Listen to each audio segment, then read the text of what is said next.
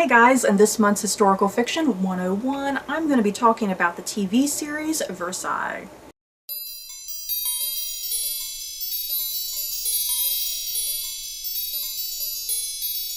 So, what you need to know about the TV series Versailles. I got my list of notes here to help me get through this video.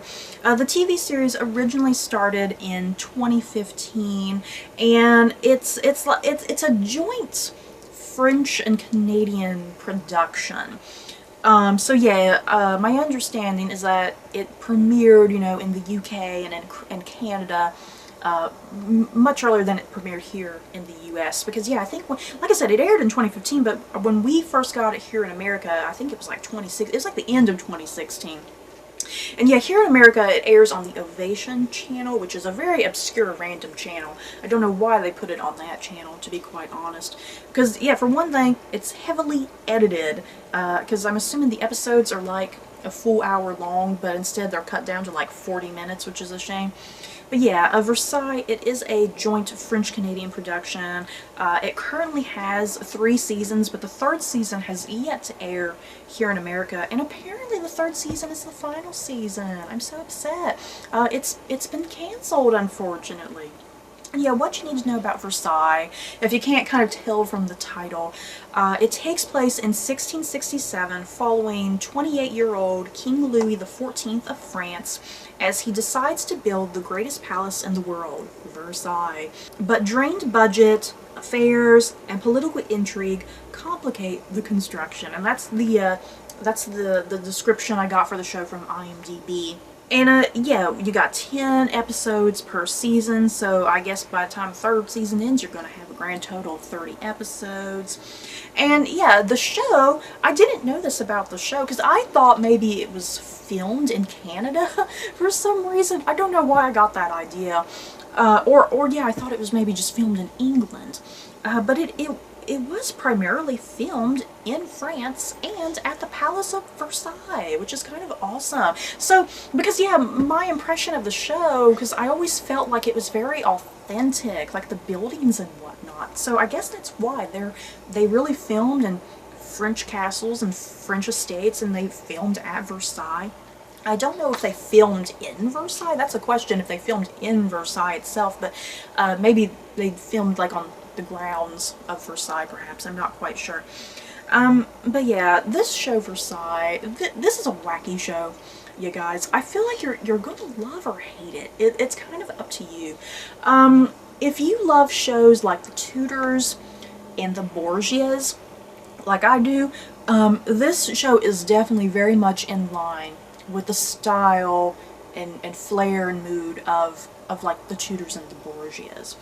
And Versailles, it's very flamboyant, it's very colorful. I feel like it's very accurate with like the costuming and the hair and the makeup. It's very raunchy, it's very sexual. It's really crazy and wacky and over the top on occasion, but very well done. I think it's very fun. It has very interesting stories, very interesting characters. And I'm not quite sure how period accurate it is, because I'm more familiar with the English monarchy. I'm not very familiar with the French monarchy at all, so I'm not quite sure how much accuracy is presented in this show, what things are kind of changed around for the sake of creative liberties, for the sake of storytelling, But to me, it all looks and sounds accurate for the most part. Like I said, I love the costume. I'm insane about costuming on shows like this. The costuming looks like what you see in the paintings. I get a big kick out of the shoes. The shoes, oh my god, the shoes look so uncomfortable. I mean, they look okay on the women, but the men, when you see the men walking in the shoes, it looks like the actors are having trouble walking in the shoes sometimes, because it looks like they're really painful, because they're like heels. The French court wore like those heels and whatnot. I get a kick out of the shoes. I especially get a kick out of the wigs, you guys. You gotta watch this show for the wigs alone. I mean, look at these wigs, okay? Look at these wigs. They are beautiful. They are perfect.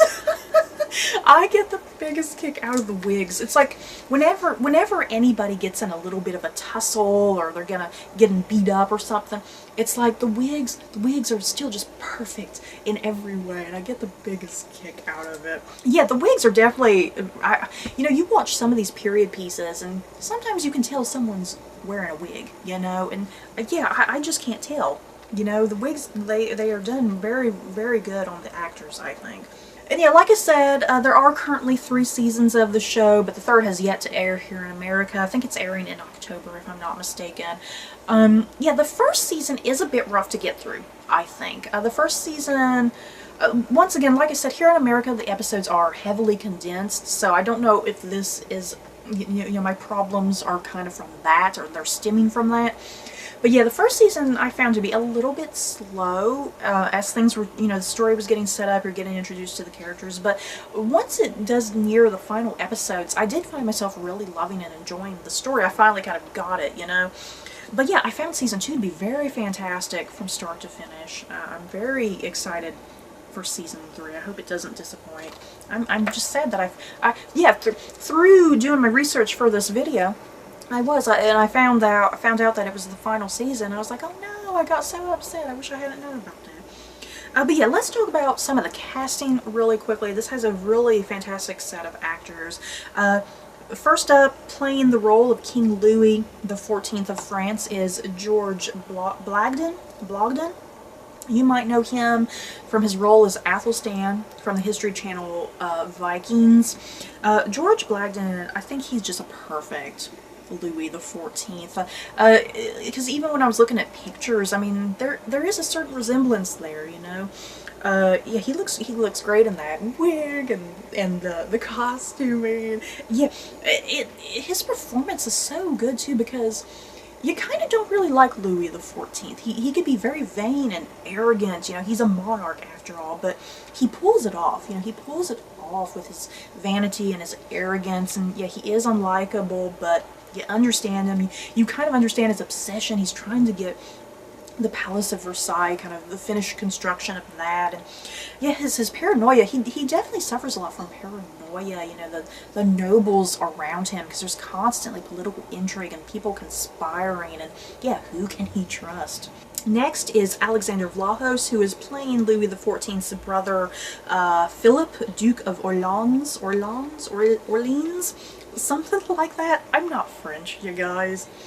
Yeah, Philippe, played by Alexander Vlahos. Alexander Vlahos, who you might recognize, he played Mordred in the last season of the BBC television series Merlin. I loved him on that. Yeah, Philippe, definitely one of my favorite characters.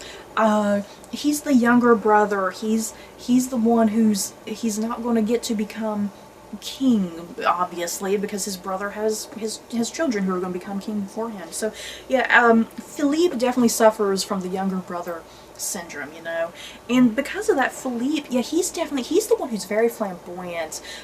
He's also gay, so yeah, there's those vibes, you know, of homosexuality and homophobia kind of running rampant in the court sometimes. And yeah, he's the fun-loving brother. He goes out seeking fun and seeking adventure, and yeah, he's the one too, you know, when there's war and battles, he's the one who's kind of going out there and leading those charges and whatnot. But yeah, Philippe, definitely one of my favorite characters. And then one of the next characters is Fabien Marchal, played by, I'm not sure how to pronounce this guy's name, Ty Roonan, I think, maybe? But yeah, the character of Fabien Marchal, he is essentially the king's chief of police. He's the one who is investigating any murders that happen, any mysterious poisonings, just any random things kind of going on, you know, that put the life of Louis XIV in danger, you know, any threats against the king. Yeah, Marchal is definitely another favorite character of mine. I find him very interesting, because he's not really a nobleman. You know, I don't think he is. I'm not quite sure, actually, but I don't think he's entirely a nobleman. He does not dress like the other men of the court or anything. He's very humble. He's very down to earth in some ways. He's straight to business. He's all about protecting the king and keeping things in line and investigating any random things that are going on. Next is Evan Williams, who is playing the Chevalier de Lorraine. And this guy, the Chevalier, he's mostly just called the Chevalier. I'd like saying Chevalier. The Chevalier is essentially the lover to Philippe. Like I said, Philippe is gay. The Chevalier is his partner, his lover, however you want to look at it. And the Chevalier, seriously, the Chevalier might be one of my favorite characters. I have a hard time picking between him and Philippe. The Chevalier, he is definitely the comedic relief. He has some of the best lines of dialogue. Yeah, he's just as flamboyant and colorful and crazy as Philippe, and probably more so. You know, he definitely loves gambling and drinking and whoring. He's just a wacky zany character. I love him. Yeah, he can be very petty and very jealous. That's definitely his character flaw, is petty and jealousy. Next is Anna Brewster, who is playing the Marquise de Montespan. Like I said, I'm not French, but Marquise de Montespan. She's essentially the mistress of King Louis XIV. She's kind of Louis XIV's Anne Boleyn, if you will. I really love her. There's not too many female characters on this show. I mean, there is a lot of them, but none that really stick out too much. I think she's the one who sticks out the most, to be quite honest. She has one of the most interesting stories. And yeah, like any mistress, you know, what she has to go through, she has to deal with the mood swings of the king. She has to try to keep him in line. She has to try to keep his love and his favor. And yeah, as she gets older, she's kind of losing the love and the favor of the king because he's starting to go after other mistresses instead of her. So yeah, she is a very fascinating story and a very fascinating character. And yeah, that's pretty much it for the main characters on the show. The show does have a large cast, but that's kind of the big primary ones that are kind of in all the seasons currently. And yeah, I really love the show of Versailles. Yeah, you guys, if you haven't watched it yet, maybe kind of binge it to catch up with this third and final season here in America. And I'm just very curious, have you guys seen Versailles at all? Do you like it? Who are your favorite characters? Just let me know. And yes, if you do plan on watching it, let me know. And yeah, did I get you interested in it at all? That's kind of the point of this video, to kind of spark interest in the show. So, that's it for this video. I hope you guys enjoyed. Don't forget to like, comment, and subscribe. And if you like this video, you may like these other videos. Bye, guys.